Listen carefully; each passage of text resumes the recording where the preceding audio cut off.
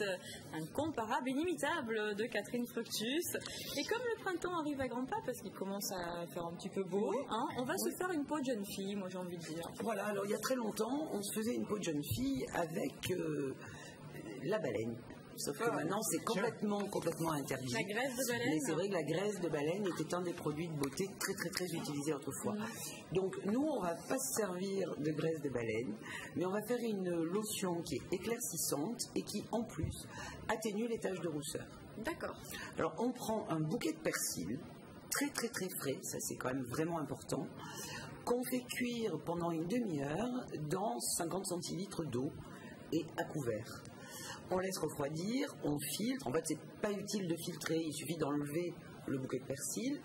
On stocke le tout dans une bouteille que l'on garde au réfrigérateur et maximum 4 jours. Ça, c'est vraiment important parce que justement, il n'y a pas de conservateur. Et on applique cette lotion matin et soir sur visage et cou bien nettoyé en cure de 1 mois. C'est étonnant, ça atténue les taches de rousseur. Ça atténue les taches de rousseur, mais pareil, les graines de persil rentraient autrefois dans de très très très très nombreuses compositions de produits de beauté. D'accord. Bon, mais très bien, bonne recette. Ensuite, si on a un hématome, qu'est-ce qu'on doit faire? Alors ça, c'est magique parce que vraiment, ça marche. Alors, on a un bleu, voilà, ça fait mal. C'est douloureux, puis c'est pas joli. 2, c'est affreux. Donc, dès qu'on s'est fait un bleu, on prend 100 grammes de gros sel qu'on met dans une poêle, qu'on fait chauffer, mais surtout, on ne fait pas noircir. Ouais. Une fois que ce gros sel est chaud, sans matière grasse, sans rien, le gros sel dans une poêle. D'accord. Dès que ce sel est chaud, on le met dans un bas en nylon ou dans un collant et on applique immédiatement sur l'hématome. Ah ouais. Donc ça va considérablement diminuer le bleu et la douleur et tout ceci très très très vite. Génial. Alors maintenant qu'on a sali la poêle, on la nettoie. Ici elle est très sale, comment on fait? Un plat trop sale. Maintenant qu'on a utilisé la poêle, on la nettoie. Voilà. Alors. Ah, c'était le plat trop salé. Ah, excusez-moi, j'ai fait ma blonde. Hein. Moi, je lis sale, trop sale. Elle parle vite, elle est blonde. Et je suis une baleine. Mais aujourd'hui, c'est la totale. Donc un plat trop salé, puisqu'il y avait du sel. On lui pardonne tout. On est d'accord. Ah oui. Alors, ça va être mon procès. C'est souvent le truc de dire, ouais, comment elle est, celle-là, elle est mignonne, ouais, elle est sympa. Arrêtez, parce qu'après l'émission, vous allez voir, vous êtes fouettés, flageolés. Donc le plat trop salé. Puisqu'on a utilisé du sel, donc. Voilà, donc vous faites un ragoût, enfin bref, un plat que vous faites mijoter. Et malheureusement, vous avez fait tomber une partie de la salière dans votre ragoût. Eh bien, c'est complètement inutile de vous désespérer parce que vous allez pouvoir rattraper cette bêtise.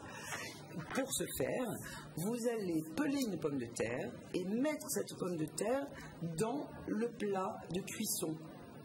Oui. Et cette pomme de terre va complètement absorber le trop plein de sel. En fin de cuisson, vous enlevez la pomme de terre et vous pourrez sans aucun problème manger votre ragoût. C'est magnifique. Donc là, je vais essayer de lire correctement. Donc pour éliminer des champignons dans un jardin ou sur des murs humides. Oui, donc au printemps, c'est vrai que fin de l'hiver, on a parfois sur un vieux mur, dans un jardin, des champignons qui poussent. Si on a des enfants, ça peut être excessivement dangereux en plus. Oui. Donc il est très important de les éliminer. Et autant que faire se peut, on essaie de les éliminer de façon la plus naturelle possible.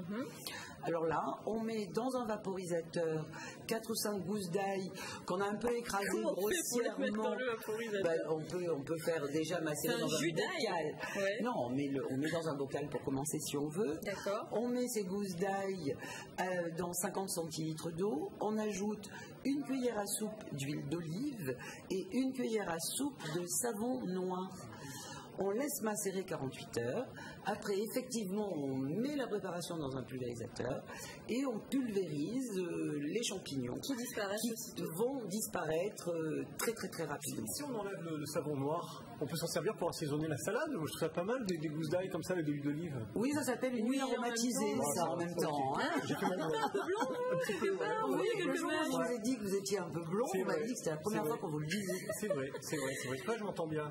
Oh, il va être fouetté après. Vous ne serez pas là pour le constater ni pour admirer ce spectacle, mais il va se saigner, il va y avoir du sang. Alors, pour finir, donc Catherine, quelque chose qui peut être très embêtant et ça arrive très souvent quand on se lave les mains justement avec sa montre, c'est on a de la buée enfermée, emprisonnée sous la vitre. Comment alors, on ne s'énerve pas, on enlève sa montre et on met simplement le verre de la montre contre son bras, la chair, donc contre la chair.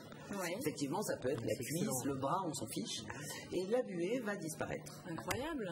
Après, on peut tranquillement remettre sa montre. Moi, j'ai jeté à chaque fois. Ça m'est arrivé. Ou alors, on essaie de sécher avec le sèche-cheveux.